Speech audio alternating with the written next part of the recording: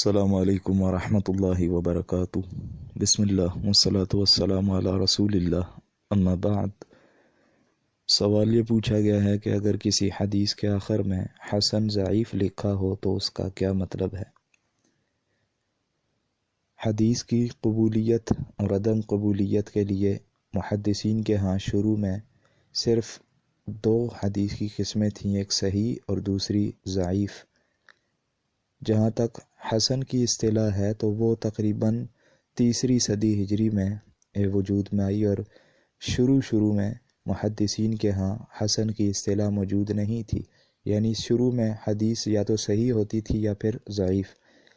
یہی وجہ ہے کہ امام احمد بن حنبل رحمہ اللہ کے زمانے تک تقریباً حسن کی اصطلاح نہیں تھی، اور امام احمد بن حنبل رحمہ اللہ حسن حدیث کو ضعیف کے اندر ہی شمار کرتے تھے، جیسا کہ جامع ترمذی کے اندر امام ترمذی رحمہ اللہ نے وضو سے قبل جو بسم اللہ والی روایت ہے اس کو نقل کیا ہے، اور وہ حسن لذات ہی ہے، جبکہ امام احمد بن حنبل رحمہ اللہ کے ہاں وہ ضعیف ہے۔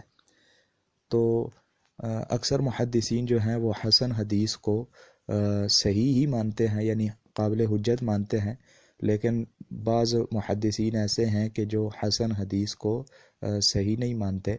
اور پھر حسن کی بھی آگے مختلف اقسام ہیں، ایک حسن لذاتی ہی ہے اور دوسرا حسن لغیری ہی ہے۔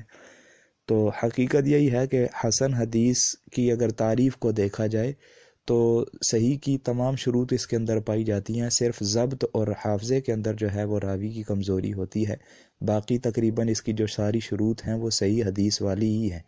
تو حسن حدیث جو ہے وہ قابل حجت ہے۔ تو امام ترمذی رحمہ اللہ نے اپنی کتاب جو جامع ترمذی ہے اس کے اندر ایسی اصطلاحات کا کثرت کے ساتھ استعمال کیا ہے۔ وہ یہ اپنی کتاب میں حدیث نقل کرنے کے بعد اکثر لکھتے ہیں کہ ھذا حدیث حسن صحیح، ھذا حدیث حسن غریب، لا نعرفہ الا من ھذا الوجہ، اس طرح کے الفاظ وہ استعمال کرتے ہیں۔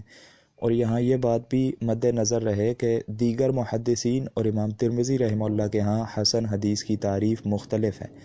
تو بہرحال اختصار کے ساتھ یہی ہے کہ حسن ضعیف سے مراد یہ ہے کہ جو علماء حسن کو حجت نہیں مانتے ان کے نزدیک وہ حسن ضعیف ہوتی ہے، اور جو علماء جو ہیں وہ حسن کو حجت مانتے ہیں، حسن لذات ہی یا حسن لغیر ہی کہ اگر مطابعت موجود ہے تو پھر ان کے نزدیک وہ حدیث حجت ہے، اور یہی راجح قول ہے کہ حسن حدیث بھی قابل حجت ہے۔ ھذا ما عندی واللہ اعلم بالصواب، والسلام علیکم ورحمۃ اللہ وبرکاتہ۔